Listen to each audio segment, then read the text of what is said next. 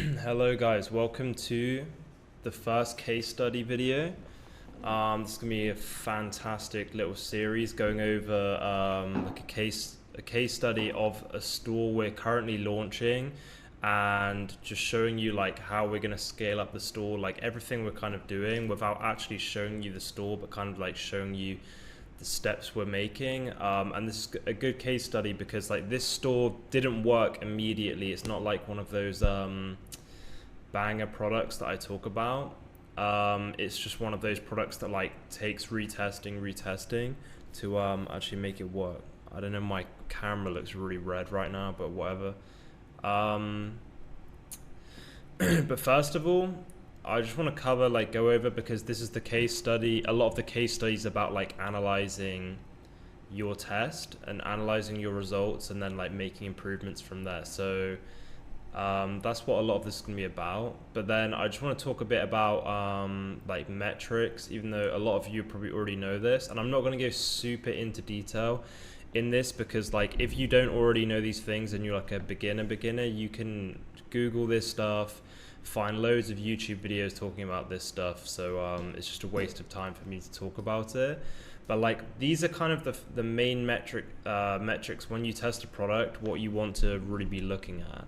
And like you can go into loads of different things like frequency and like add to cart rate and like hook rate, all of this different stuff, but you don't need to overcomplicate it really, and these are just kind of the main things that I'll look at, and I'll show you that later when I actually show you the example of the store when it was testing on like the first days, etc. But just to like go into detail them, like on Facebook, the main metrics you're looking at are the CPN, so cost per milli or whatever this says. And this is basically just the price Facebook is giving you for the auction to display your ad to 1,000 people. And let me just write down quickly as well. I'll write down like the averages so you kind of know what's like a broad range of like what's good and what's not. All right, guys. So yeah, for CPMs, the normal range for this is, and I'm going to go into a second, like these things can change a lot, but like a normal kind of like acceptable range is like, this is a pretty big range, but $5 to like $20 CPMs. Like $5 CPM is like very, very cheap. $20 is like kind of expensive, and then anything above that is kind of really expensive. But the CPM, and I see loads of people like freaking out about this, like you don't, and I'll show you examples as well like of our tests, and I'll show you the CPM numbers and stuff, like, but I see people freaking out about this all the time, like, oh, how do I get the CPMs done and stuff. Like you don't really have much control over it at all, other than just like your content being good. Like when your content is better, then your CPMs will probably just drop a bit, and like as your ad performance and everything is better, like it's like Facebook will give you a better bid price or whatever, like a better CPM. So yeah, there's a few things that like control this as well. Like it depends what countries you're selling to, and it depends what you're selling and like the quality of your content. So if you're, for example, targeting like US is probably almost always going to have the highest CPM, because it's about the competition, because most people are running ads in the US and spending the most in the US because they're kind of like the most valuable audience. Then places like the UK and stuff might be a bit cheaper but still higher. And then like we've tried one time, I've mentioned before, to run like a store in like some like Arabic countries, and I can't remember what the CPM was, but I think it was literally like $2 or $3. Like it was so cheap. But like generally, like just having cheap CPMs doesn't necessarily mean it's good, because yeah, you can run ads in Pakistan and get $2 CPM, but no one's going to buy anything. It's like low quality traffic. That's kind of why it's cheaper. Yeah, so things like this, you can have a fairly high CPM and still be good, because like it's high quality traffic and they're actually converting well, and you're actually getting like a high conversion rate on your store. But yeah, and another thing to note, your CPM will kind of constantly be changing, and like different ads of yours at different levels of the funnel, like retargeting ads, or like top of funnel ads, the ads that are like spending the most money and just being shown to like the most broad people, will generally have cheaper CPMs. And then the ones that are really like retargeting people, like specific, maybe like picture ads or something like that, might have higher CPMs normally because they're being like targeted to like a smaller audience. Again, don't worry too much about stuff like that. And then also, when you first launch a product, I think Facebook like will give you slightly random CPMs to kind of test things out. And you'll see with this store we launched, like the CPMs were really expensive to start off with. And then like sometimes your CPMs will start really low and just increase slowly, or sometimes they'll start really high and then they'll just decrease. But yeah, I've had before, like it's weird sometimes that you will test stuff sometimes and get like a really stupid CPM, like $40 or $50, and like, to be honest, in that situation, like as long as your content and stuff isn't awful, I wouldn't really say there's much you can do other than just like spend more money for a few days and hope that the CPM goes down. Like, I don't really know what else to suggest. Like, there's not a huge amount you can do to like change the CPM stuff. But yeah, that happens sometimes, just like these stupidly high CPMs when it's trying to work things out. But yeah, there's kind of not a huge amount you can do about it. But yeah, I will show you, like it's a good example on the store because this store started off with like a stupidly high CPM, like way more than normal. Click-through rate, this is the percentage of people that watch your ad and then actually click through to your landing page. So they watch your ad and then they click like shop now, whatever the button is. And a normal range for this is like 1 to 3%. Anything less than 1% is pretty bad, but like it's still, you can still make it work depending on certain things. And like 2% is really like the average. I'd say that's pretty good, 2%. And then 3% or higher is like very good. And obviously these things like what you, okay, so that's the click-through rate. And just to say, what really decides the click-through rate is basically just how good your ad is and how much people care and how good the targeting is. But like after a while, like when because we're doing broad, like as I teach, after a while, once Facebook kind of learns like who's the best audience, then to start off with, Facebook might be showing your ads to people that really aren't relevant and they won't be clicking through as much. Like if you're selling like a dog product and it's randomly shown to people that like cats or whatever, or they're like cat owners, of course the click-through rate's going to be less. But then as Facebook works out, okay, this is for dogs, this is for dog people, it's going to show it to dog people, and then of course the click-through rate's going to be higher. So like your click-through rate normally as you're testing gets slightly better also with like the more money you spend. Yeah, and just to say as well, but like, and also your click-through rate is like, once your targeting is kind of decent on Facebook, then your click-through rate kind of shows how good your ad is most of the time, even though there are other factors. Like if something has a high click-through rate, generally it means that like it's like a good ad. Although sometimes I've seen like you can have a really short creative that gets like a high click-through rate, but like doesn't have like a high ROAS or get many purchases. And this sometimes like, yeah, if you have a really short, weird creative that like doesn't really explain things, but just catches people's attention, sometimes you'll get a high click-through rate, but those people won't actually buy because like you haven't really, the point of the creative is also to sell them on the product in the first place. It's not like the sole purpose of the creatives aren't just getting people to like, okay, click through to the website, and then on the website, you're on the product page, you're selling to them. Like the point of the creative is like you kind of want to have pretty much sold them, like 90% have sold them already, where you've shown them the product and all of this shit. So they're like, okay, they're 90% of the way there, and then on 10%, the last 10% is just them reading the product page and like, okay, just like confirming a few things. But like I was saying, if you upload one of these creatives that doesn't really explain anything about your ad, and like potentially you can get high click-through rate because people are interested, but then they'll go to the page and then they don't really have any buying intent because they're just interested to see more. But then like they go to the store and then don't actually buy. Like So that just shows sometimes like click-through rate isn't everything. All of these things, like, this is why I haven't spoken too much about a lot of these things, and I think it's really important that like you don't get too caught up on the metrics. Like the metrics that the real metric that matters really is like profit, because there's so many variables with these different things, and like as you get more and more experience, you'll kind of like you'll learn that they're like, okay, it doesn't always matter like what these metrics are, but also you'll learn to understand them. And also when you've tested so much stuff, you're like, okay, you know what's normal and what's not, and like you won't freak out so much like, why is my CPM so high, blah blah. Like, you know that it's kind of normal. And last thing, cost per click, CPC, is just like an equation of I'm not sure what it is, but CPM and the click-through rate. And it gives you the average cost per click. So like normal range is like 30 cents to like $1.20. This is pretty expensive. This is pretty cheap.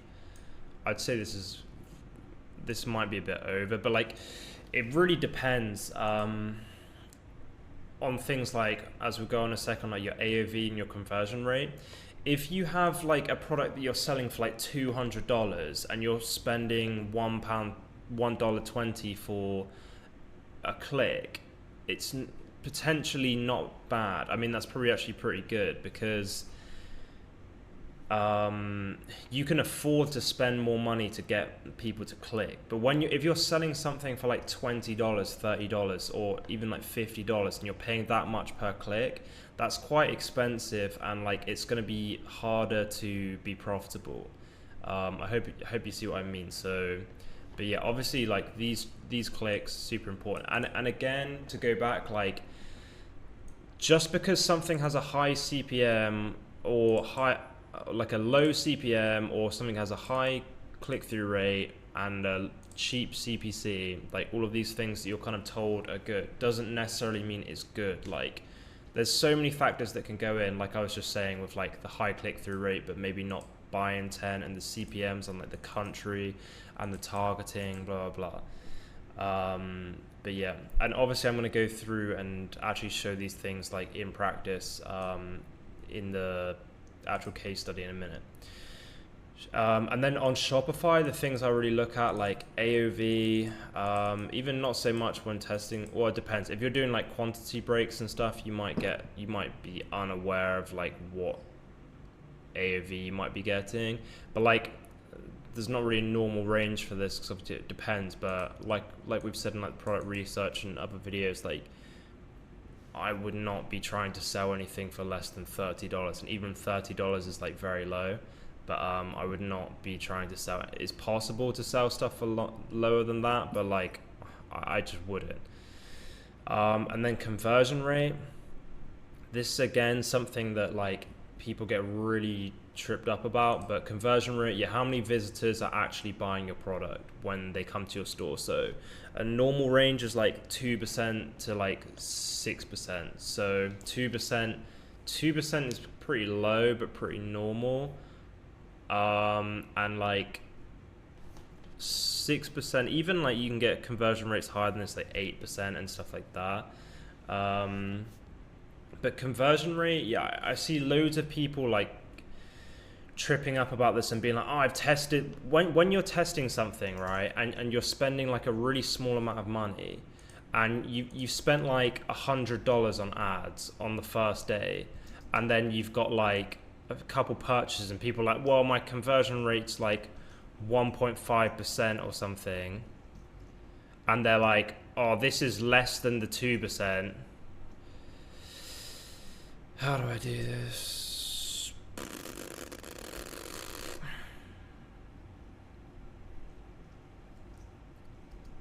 I'm not even sure that's how you use that, but like it's less than the 2% that I've said is normal here, and people are like, it's shit, my store's shit, the conversion rate's wrong, and if only I could get the magical conversion rate of like 4% or 2% or something, then everything would be good. But like there's so many factors that go into your conversion rate, and anyone that's actually run a store and at like decent scale knows that your conversion rate goes up and down a lot, quite a lot, every single day. And your conversion rate will tell you, and I've got a really good, like this store that we've done at the moment it's got so many good examples and such a good case study store, but like potentially your conversion rate can tell you if there's like any massive like anomalies or something in your conversion rate. It can sometimes tell you if there's something fucked up on your website, like for us, for example, I'll show you later, but like the Kaching app that does the quantity breaks, like the quota expired or something and it stopped showing, and like all of a sudden the conversion rate probably like was like a quarter of it what it was before. And then we were like, and I looked at I will go into this later, but I looked at all the metrics on Facebook and they were just like basically the same. They're actually better than the day before, but the conversion rate was fucked. And I was like, okay, there's clearly something going on with the website. And then I realized that it was like Kaching wasn't working. But like, yeah, sometimes your conversion rate can tell you if there's something wrong with your website. But anyway, a lot of people, will test something for like $100 and they'll get like a conversion rate of like 1%. And then they'll be like, okay, my store needs to be better or something like that. The truth is you've spent hardly any money. You've got hardly any purchases to know anything really, because like you just don't have enough data, and there's so many different things that go in. And bear in mind, when you spend your first $100 on Facebook, $200, $500, it still doesn't really know who are your best customers. If on any product ever, even if it was always going to be unprofitable, if you spend $100 on a product and look at the conversion rate you got on that first day, and then you spent $10,000, and even say it was a loss, you spend $10,000 on ads. By that time, Facebook's learned so much, and like the pixels learned so much, it's learned which customers, blah, blah. Even if you were still making a loss, I guarantee your conversion rate on the last day, even if you're spending $100 a day and you spend that for like 30 days or something, on the 30th day, it's extremely likely that your conversion rate is going to be higher. Like I said, even if it's unprofitable, it's going to be higher because Facebook, it's not, and you've changed nothing on your store. Your store is exactly the same, but the reason your conversion rate is higher is because Facebook knows better. It's learned, okay, who are the right customers to send here? And then it's sending customers with better buy intent. So even though your website stayed exactly the same, your conversion rate will go up because you have like better qualified customers and leads that are being sent to your store in the first place. So that's a major factor. And also people like will run a test and they'll spend 100 on the first day and it'll be like good conversion rate, and then the next day it'll be less, and then it'll be like, why is my conversion rate so up and down and so inconsistent? Like when you're spending so little money, obviously the variables are going to be so big. It's the same as like if you did like you should all know this from school and stuff like that. Like this is the most basic stuff at school in like science or something. Like, or if I was to do a survey on, I don't know, what people think about like transgender in sports or some shit like that, and I ask two people and I get, okay, the results are like 50-50. That's not an accurate sample size at all. Like, whereas if I asked 100 people, like the results could be so different. And if I ask 100 people, those results are going to be way more accurate because it's a way bigger sample size. So you guys need to understand the same thing. When you're spending $100, $200 a day on ads, that is literally nothing. And it's basically the same thing as like you're only getting a few purchases, so you're going to have to expect the conversion rate to be massively up and down to start off with. And like as time goes on, I'm really realizing, and I think it's getting like more and more important, that like you have to spend more money on ads now to like gather data. Well, I think it's kind of always been that way, but like I just think it's harder and harder to spend $100 on ads and then it be profitable straight away and you to be able to find a winner that way. Even though that's what I've suggested, because I may like alter things around in the future. It's still what I suggest at the start, because when you launch products and you don't know what you're doing when you're changing things around, like you need to find a product that's very close to profitable or is very profitable. Like rather than, because like I've explained before, when you test stuff and it's not profitable and it's like losing quite a bit of money, you don't really know what to do and you don't have the budget to spend money and like actually fix things kind of like how we've done. So that's why it's important for you to find these products that are like either very profitable or close to being profitable right at the start, because you know you're very close to that. But yeah, guys, all right, so this is this for now. And if you're a beginner and like you need to know more about any of this stuff, then like please just Google this, and there'll be loads of videos on stuff like this on YouTube. And yes, there's loads more metrics, but like these are the main ones that you're going to be looking at really. And anything else is kind of just like noise at the moment. But yeah, let's actually jump into like the case study and some of the results. Just going to show you quickly as well. This is the store that we launched. So we launched it at the start of March. I think maybe the 1st of March. Maybe the 2nd of March was the first day. And then as you can see, it's really not even big now. Like we launched this and then we kind of just left it for a while, and we're messing around with things. We changed a few things, and as you can see, it's starting to do better. But also, like, I think we could have scaled this way faster than we have done, but we were obviously like, we've been really busy with other shit, and also we were just on holiday in Hua Hin, but we're back now. And like in the next episode, I'm going to really show like there should be a lot of like drastic changes, because now we're actually doing a lot of big things that I'll talk about and update in the next video. But yeah, as you can see, it kind of started off doing blah blah blah, and then last Friday did 2.6k, and this was at like a 35% margin or something. And then this is today, obviously it's like halfway through the day. And then this was a real fuck up, and I'll actually show you what happened here. And it's kind of interesting. Or actually, no, I already explained. This was the thing about the Kaching app, where basically on this day, the Kaching like quota or something of the app ran out, and we had to like upgrade it, or maybe it was a trial, I don't know, but it turned off basically, so just completely fucked up the conversion rate. But we only just realized that today as well, so we fixed that today, and now it's like profitable again, but and like recovering. But I'm just gonna go from here then. So like the 1st to the 15th, this is what we're going to be talking about. Okay, I remember also on this store we had some weird stuff, like I had to switch the ad account like 2 or 3 different times because having problems with like the ads getting rejected and weird things. But I remember like this was the like March the 2nd or something. This was the first day that like the ad account that we're using now was like properly being tested, blah blah. Like it hadn't spent much money before this, but okay, we're just gonna say this is like the first official day. So we spent around like £250 on ads, and 226 revenue, and then the cost of goods is like really cheap. I think like 5 each. And there was only like 5 orders, so 25. So overall profit and loss, it lost like £50 on like the first day of actual testing with 250 spend. And this is the DCT testing method that I showed, and I think we launched with like probably like 15 different DCTs, like quite a few ads, and some like VSL type ads as well. This product is in like the health niche, which is kind of different for us. We don't normally do stuff like that.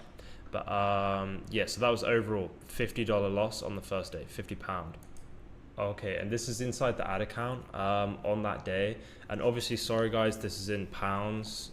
You can do like the conversions if you want, but like yeah, in dollars, like this CPM here is probably close to like $20, which is pretty expensive to start off with. And the AOV of this product, maybe like $35, maybe $40, something like that. Actually, no. Oh no, sorry. When we tested this, we were selling this for around £40. I'm just going to talk in pounds, right? Because otherwise it's going to get really confusing. Because I'll have to convert everything. But originally we were selling this for like £40. But this CPM is quite expensive to start off with. And and the click-through rate is like alright, it's decent. And then, but the cost per click overall, because of the CPMs, is quite expensive, especially for like this AOV. So when I saw that, I was a bit like, okay, hopefully that just goes down like as we spend. This bottom campaign, this one here is just like a page likes campaign. But yeah, that's what I really noticed like on the first day, and like it's only spent 250 or whatever. And I knew that it just like, okay, we lost 50. Like I said in like the budgeting video, our stop loss on products is like, we're willing to lose like thousands, but minus 50 in the first day isn't bad. And I'm just seeing this and I'm just like, okay, all the creatives, testing, trying to find out which are the best creatives, all of this stuff. I think not a bad first day. But the one thing to note is like the CPM here is quite expensive. And then the conversion rate. The conversion rate, as you can see, is like 1.13%. But like I said, to start off with, I don't really look at the conversion rate too much like at the start, because obviously that looks like a horrible conversion rate. And you'll see how it changes as things go on. But like conversion rate, looking at the conversion rate at the start really doesn't mean a lot, because like I said, the creatives you're using haven't been tested properly. Like potentially your creatives aren't good, the targeting isn't good, all of these things aren't good yet, so you can't really tell about these things. But yeah, so basically the verdict was, okay, lost a little bit of money, okay, just gonna keep spending, spend for a few more days and see how it goes. So I'll show you what happened like second day. Okay guys, day 2. So I can't remember. I think the testing, but the budget was of the campaign like £400. But I think on the first day, maybe it just came on like midway through the day and didn't spend all of it. I'm not sure. I can't remember. But on the second day, I ended up spending like 420 basically. 419, and the revenue 486. Cost of goods roughly like 60, and obviously this isn't including fees and shit like that, but it's just roughly at the moment. This was like plus £7 profit, so just over break even, which is pretty good. Yeah, luckily the cost of goods on this product like super cheap, so the markup's really big. That's how like the ad spend and revenue is almost exactly the same, but like it's still broke even. Yeah. And if we look here, again, the CPM, still expensive. Click-through rate improved a little bit, I think. So the cost per click went down just a little bit, but this is still like, still very high. And conversion rate went up a little bit, 1.62. But again, like not too worried about this, just worried about like the ads and the CPMs and stuff coming down. And like really at this point, in my mind when I'm testing, I'm thinking about just gathering data as quickly as possible. So trying to spend as much money as possible at break even to gather as much data as possible. Like that should be what you're thinking about. Like it's so important. You need as much data as possible without losing as little, or if possible, no money. Okay guys, next day, day 3. Again, I just left it to spend, just hoping things are going to get a little bit better. Spent like the same, basically 424. But the revenue dipped a lot, and 316. So this, you see the inconsistencies here, and obviously when you guys are spending like $100 a day, the inconsistencies are going to be even worse than this. But it's like all of a sudden, oh my god, it's dipped down, blah blah. With the cost of goods, like overall it lost like £150 this day. And now I'm not going to keep going through each of the days individually. I think the store's been running for maybe like I'm showing like the first 15 days. I'm not going to show each day individually because I think I ran it for a few more days like this, but I will show a few things. You can see the CPM dropped a little bit, but the click-through rate also dropped down, and the cost per click actually went up, which, yeah. And the conversion rate just went to like absolute shit, basically like 0.65%. So overall, it was just like a really bad day. So basically, after this, I let it run for a few more days, and just hoping that things will get like a little better. And it was just kind of up and down.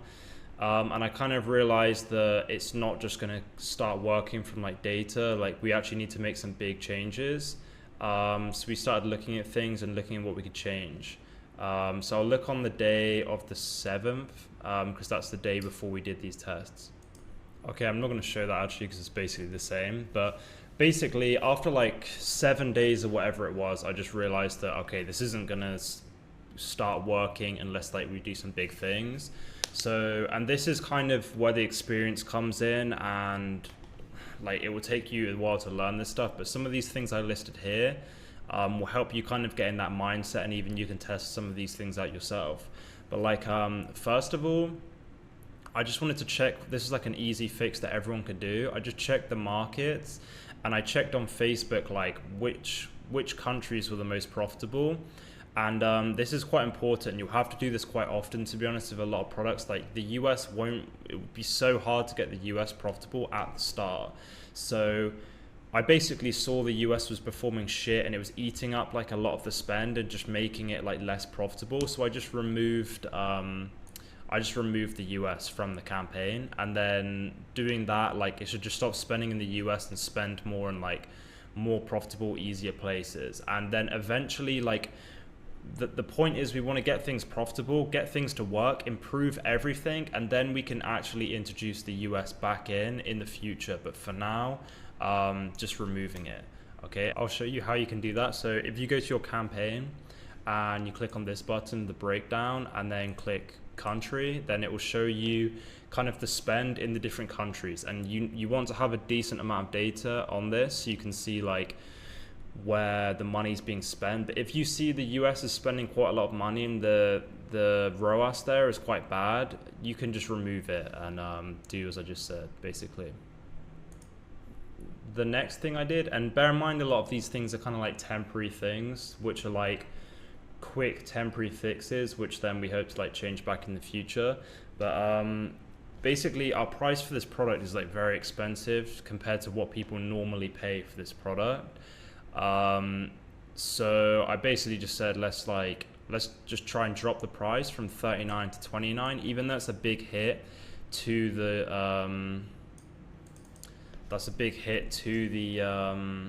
AOV. I just thought hopefully it will help boost the conversion rate a lot. So even though we're dropping the AOV, hopefully it boosts the conversion rate a lot because people see it as more of like a justifiable price or something. And then a big one here, which is like really sick, and a lot of you guys can try this out. I haven't really seen anyone else do this, and like we do this or a similar thing on most of our stores. And this will really help out. Like, huge thing here, do this, it'll help a lot. This is a dank tip. To basically counteract the drop in the AOV, we launched like a post-purchase upsell, selling the same exact product, but for like a flash 10 sale. So basically they'll buy the product for like £29, and then you use the post-purchase app. Once they bought it, you then offer them the same exact product, but only for a tenner. Like, and it just sounds super cheap, blah blah, and they can just add it just clicking one button. Obviously it depends on what you're selling, like whether you can sell it for 10 or not, but I would just give like a massive discount. If you're selling something for 100, you could give a discount of like 50% when they buy the second one, so they're buying it only for 50. And you don't have to have a huge gross margin on this. So even if our cost of goods is like £5, so from this extra £10 we're only actually getting like a 50% gross margin. It doesn't matter because it's basically free profit, because they've already paid, and this is just in the post-purchase thing. So we added this on, and then this help recover I keep writing this wrong, help recover some of the AOV that we lost.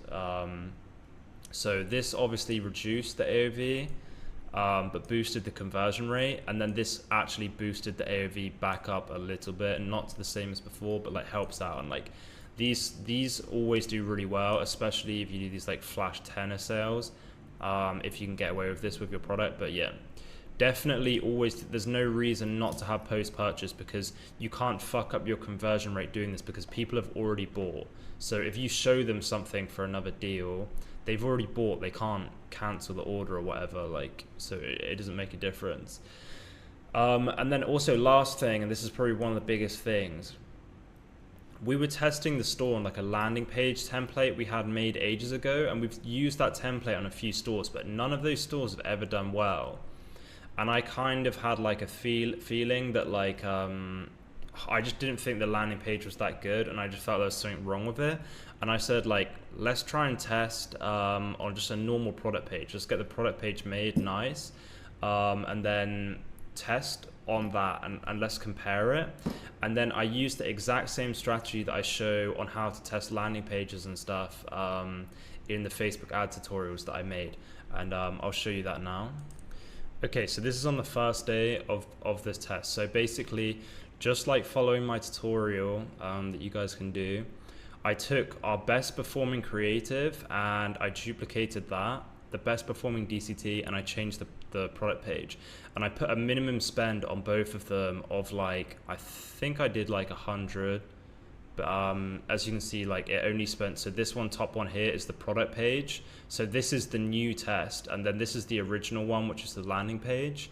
But this product page here, anyway, I set them both so they both spent like roughly the same amount. I think I set it to like 100, but they both spent like 75. And then the product page one, you can see the results they got. The product page, obviously this is only 3 and 2 purchases, so this isn't a lot, this isn't a big margin, but like it looks like possibly the product page is going to do slightly better. And this is on the first day that this was being tested. And then if I look at the next day,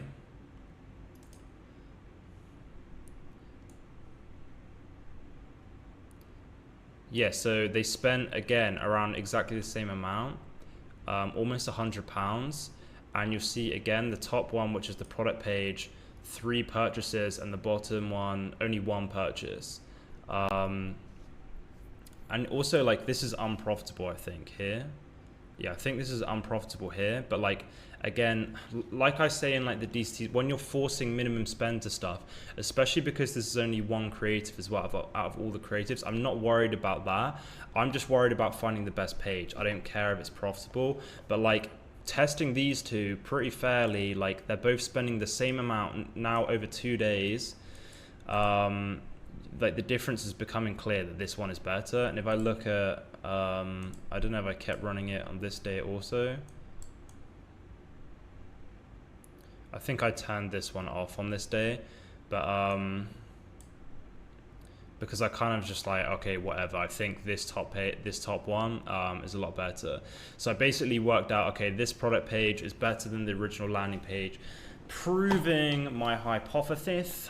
And so basically, yeah, I was right, and I basically changed all of the other DCTs. I just changed the landing page link to the product page.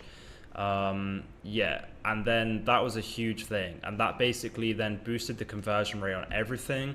So then basically this test here basically boosted the conversion rate a lot, because now it's on like a better page, not the shitty landing page we were using. Now it's on actual good product page with a better conversion rate.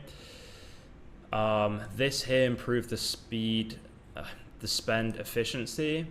This one here dropped the AOV but increased the conversion rate. This one here increased the AOV a little bit. And like all of these things I did, like all of these as planned, like they all worked as we were hoping they would work.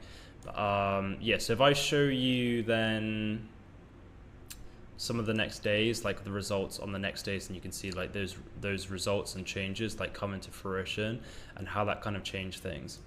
Okay guys, I'm going to show you the basically like one of the recent, like before we fucked up the ka-ching thing, like the biggest day, rather than showing you all the days between. So basically after we made all these changes, like the next day things just started to get better and better, like as all of these changes kind of came in. And I just slowly kind of scaled it up a little bit. So from the original spend like 800, I think it was doing well. Obviously I'm not going to show you every single day because it would take too long, but it went up to like 800 or something, and from now on as well, because I'm already making this sheet, I'm going to update this more, and I might make this sheet like available so people can kind of like look through it and stuff.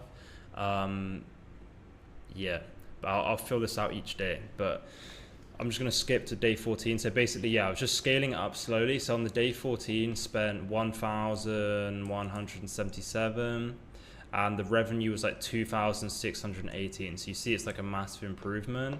Cost of goods only 430, so it made like over 1,000 in profit basically on this day. So it's still small, but yeah, not bad. And this is like a 35% margin or something like that. 32 overall, I can't remember what it was, but yeah. And if I just show you here, this is the same day on the ad account. You can see the CPM is right down. So this is like half of what it originally was starting off at. The click-through rate is down, but the cost per click is now cheaper. But like, so you can see like, that's kind of how the CPM will like drop down over like time. And it was kind of testing, and even like it was flipping between different creatives, and what originally was the best creative, now it spends most of the money. We haven't launched any new creatives, or any that have like done well, but it changed creative from one that it didn't like to start off with, and then all of a sudden it started liking it, and then it's put most of the spend there. But yeah, the CPM just slowly came down to £8, and then the CPC is still like a little bit high, but yeah, that's like the Facebook side.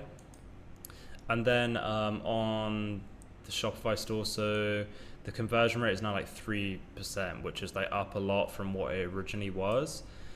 With the clicks down, no, the cost per click is down and the conversion rate is up. Obviously the AOV is down a little bit, but yeah, for like add to carts, eventually when you get to this type of stage, you want your add to cart to be like around at least 10%, like 10 to 15%. And then generally like you want a drop off of, again, like don't worry about shit like this too much. Unless don't use apps like Upcart and shit like that, because they can fuck up your add to carts and like checkouts and stuff like that, I find. But like generally it's gonna be pretty hard for you to actually fuck something up like in checkout or add to cart or something.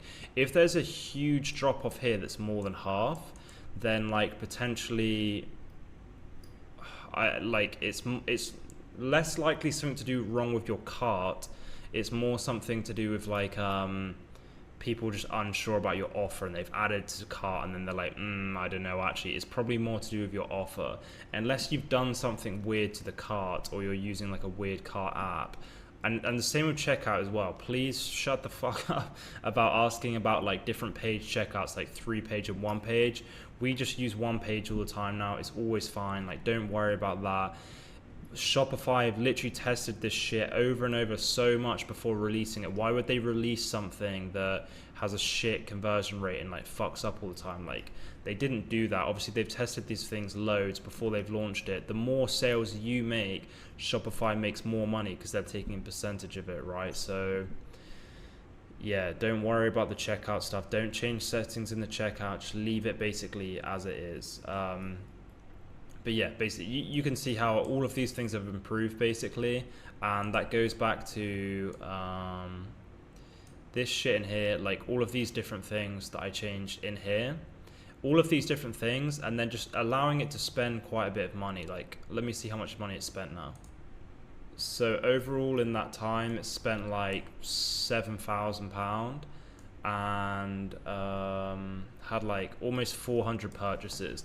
So at this point, like the data is getting like quite a bit better, and I think at this point now the overall profit and loss is probably like over £2,000 that's actually made or something, which yeah, I'm not worried about right now. Like I was just more worried about like spending as much money as possible to kind of gather this data, to then be able to make these good decisions like I made, that I showed you. Like get data so that you can make good decisions to change things. But yeah, that's basically it for now. So the next plan for the store, I'm not sure. I'll do the next video in maybe a week or two. It depends, like, if enough has happened. But I'm just gonna start. Obviously, we fucked up that thing over the last couple of days with the kaching thing. But once that's sorted out, then I'm gonna kind of just look at the margin, maybe scale up a little bit. We're speaking and we're getting someone to make like a really, really nice landing page, even better than the one we have now. We're getting custom packaging made. We've got our customer service team on it now. Sorting out everything on the back end. I'll set up Google because there's no Google, there's no emails yet. It's just purely like Facebook. So I'll set up Google. I'll be dropping the video later this week or like Tuesday, Wednesday or something on Google. Yeah, setting up Google, setting up some emails. Potentially we'll get our email agency on. Eventually we'll get our Google agency on, but I'll probably run Google for now. Yeah, we're getting this new landing page made. We'll be testing new creatives. But yeah, I'll be updating all of that in the next case study video. If you guys have questions and things that you want me to go over in the next video and like specifics you think I missed out on or anything, then let me know and I'll cover that in the next case study. But yeah, I think this is a cool example because as you see, like it wasn't doing well at the start, and then we really fixed it up, and now it's actually doing like decent, and like this should be able to scale like fairly high. Especially like now isn't even the best time in ecom, but like I know that we're just gonna be able to run this store for ages, and like in Q4 and stuff like that, we should be able to do some crazy like 50k plus 100